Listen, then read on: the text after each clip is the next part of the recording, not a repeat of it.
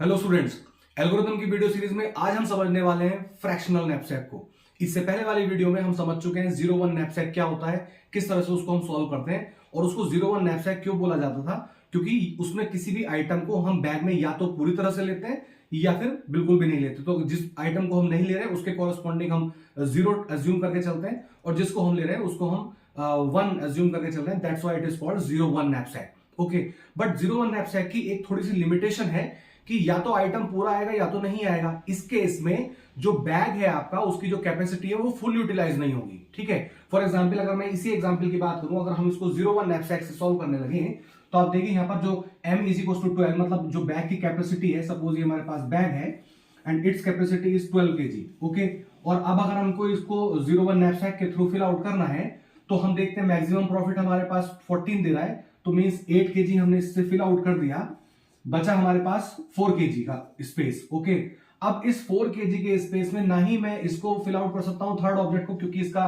Wait 5 है, और ना ही फर्स्ट ऑब्जेक्ट को क्योंकि इसका वेट 9 है। तो इस केस में जो ये इतना स्पेस है means 4 kg space is wasted. ठीक है, तो इस केस में हमारे पास क्या है कि 01 नैपसैक में हमारे पास बैग में जो कैरिंग बैग है, जो कैपेसिटी वाला बैग है, उसमें वेस्टेज हो जाती है स्पेसेस की। But fractional knapsack as name indicate fractional, इसका मतलब यहां पर हम आइटम के फ्रैक्शन पार्ट को भी ले जा सकते हैं। मींस इसमें हम ऐसे ऑब्जेक्ट्स को ट्रीट करके चल रहे हैं जो कि डिविजिबल या ब्रेकेबल है, जैसे कि राइस हो सकते हैं, गेहूं हो सकते हैं, कुछ भी ऐसा आइटम जो कि मींस फ्रैक्शंस में एज्यूम किया जा सकता है, तोला जा सकता है और उसका बेसिकली सेल आउट करने के लिए हम बैग में ले जा सकते हैं।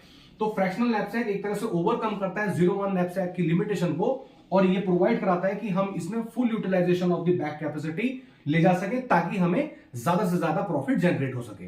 ओके, अब आ जाते हैं फ्रैक्शनल नैपसैक पे कि फ्रैक्शनल नैपसैक काम किस तरह से करता है। देखिए, फ्रैक्शनल नैपसैक को हम बेसिकली ग्रीडी मेथड से सॉल्व करते हैं।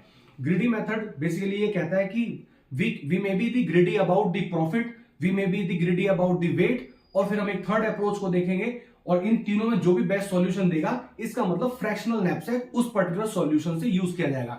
इस वीडियो में मैं आपको केवल अप्रोचेस के बारे में बताने वाला हूं एक एग्जांपल के थ्रू कि कौन सी अप्रोच हमारे पास बेस्ट रहती है ग्रीडी मेथड से सॉल्व करने के लिए फ्रैक्शनल नैपसैक को, कि अगर हम ग्रीडी हैं प्रॉफिट से को लेकर के, ग्रीडी हैं वेट को लेकर के, और फिर हम एक थर्ड अप्रोच को डिस्कस करेंगे, फिर क्या हम उस अप्रोच से बेटर आंसर पा सकते हैं, मींस बेटर प्रॉफिट पा सकते हैं। तो वन बाय वन इन तीनों अप्रोचेस को डिस्कस करते हैं और फिर जो भी अप्रोच हमें बेस्ट लगेगी फिर हम उस फ्रैक्शनल नैपसैक को आगे फ्यूचर में भी एक एग्जांपल नेक्स्ट वीडियो में हम लेंगे और उससे हम सॉल्व करेंगे। साथ ही साथ नेक्स्ट वीडियो में हम एल्गोरिथम को भी समझेंगे कि किस तरह से फ्रैक्शनल नैपसैक की एल्गोरिथम लिखी जाएगी एंड देन टाइम कॉम्प्लेक्सिटी को भी हम देखने वाले हैं। तो आइए अभी इस एग्जांपल को समझते हैं और पहली अप्रोच है when a user is greedy about the profit only। Okay, तो अब इसको किस तरह से हम सॉल्व करते हैं। Suppose this is the bag capacity of 12 kg, पूरा का पूरा हमने बैग डिजाइन कर लिया। ग्रीडी अबाउट प्रॉफिट मींस इन दिए गए प्रॉफिट्स में से हम सबसे बड़े ज्यादा वाले प्रॉफिट को एज्यूम करेंगे बिना ये सोचे समझे कि उसका वेट कितना है। ठीक है, हमें सबसे पहले ये दिख रहा है कि सबसे ज्यादा वेट, सबसे ज्यादा प्रॉफिट ये पर्टिकुलर आइटम दे रहा है, तो इसको बैग में रख लीजिए बिना ये सोचे समझे कि उसका वेट कितना है। ठीक है, क्योंकि हम यहां पर ग्रीडी हैं प्रॉफिट को लेकर के। ओके, तो सबसे ज्यादा प्रॉफिट हमारे पास किसका है इसमें, सेकंड ऑब्जेक्ट का 14। ठीक है, तो इसका मतलब उसका वेट कितना हो गया 8, तो हमने इस 8 kg को बैग में रख दिया and it is giving us 14 rupees profit, क्योंकि प्रॉफिट को हमने यहां पर रुपीज में कंसिडर किया है। ओके, देन सेकंड इज, अब यहां पर हमारे पास स्पेस कितना बचा, out of 12 kg 8 kg is filled, only 4 kg is remaining.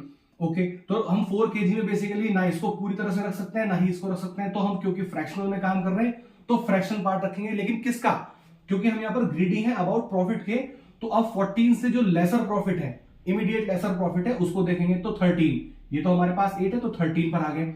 Means 9 kg wait का 13 रुपीज प्रॉफिट होता है। तो इस 9 kg में से हम, क्योंकि बचे हुए स्पेस हमारे पास 4 है, तो 4 kg लेने वाले हैं आउट ऑफ 9 kg। ओके, और इसका बेसिकली हमारे पास कितना प्रॉफिट आ जाएगा वो इस तरह से हम कैलकुलेट कर लेंगे।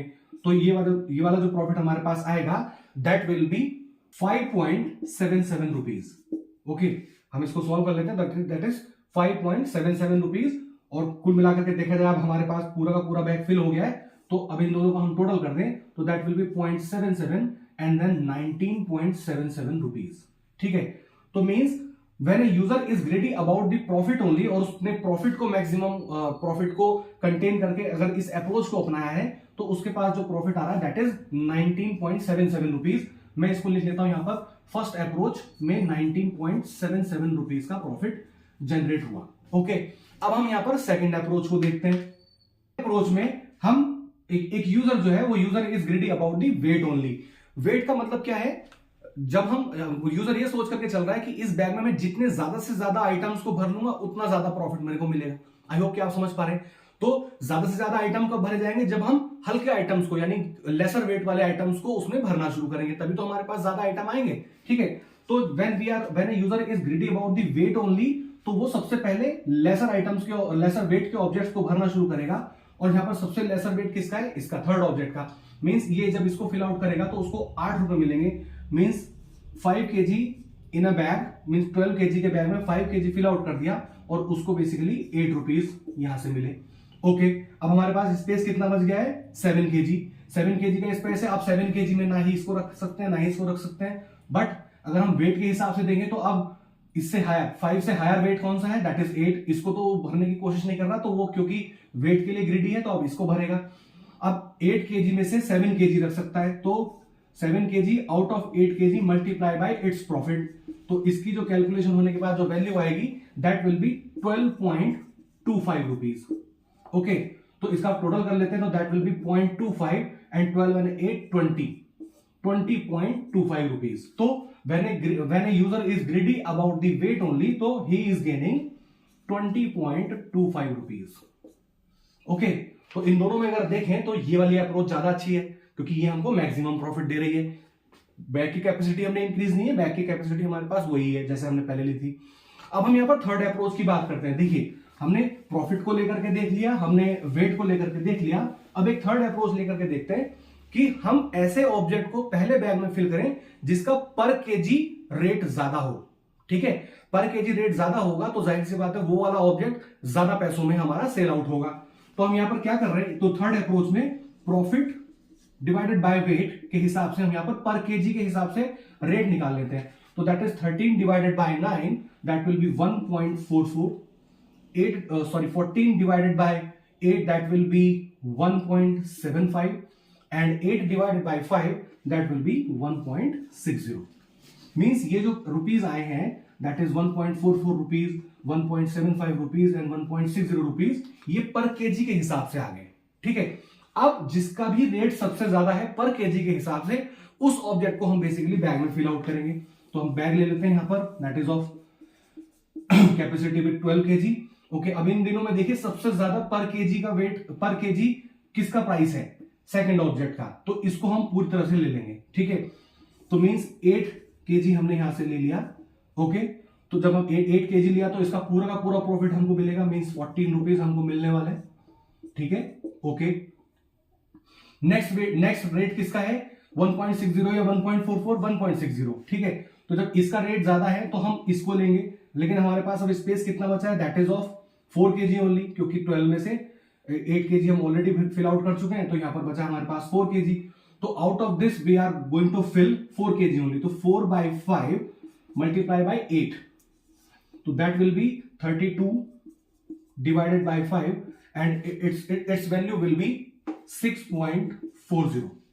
ठीक है, 5 6 30 एंड 2 40 रुपीज। ओके, तो total will be 40 and 20.40 rupees.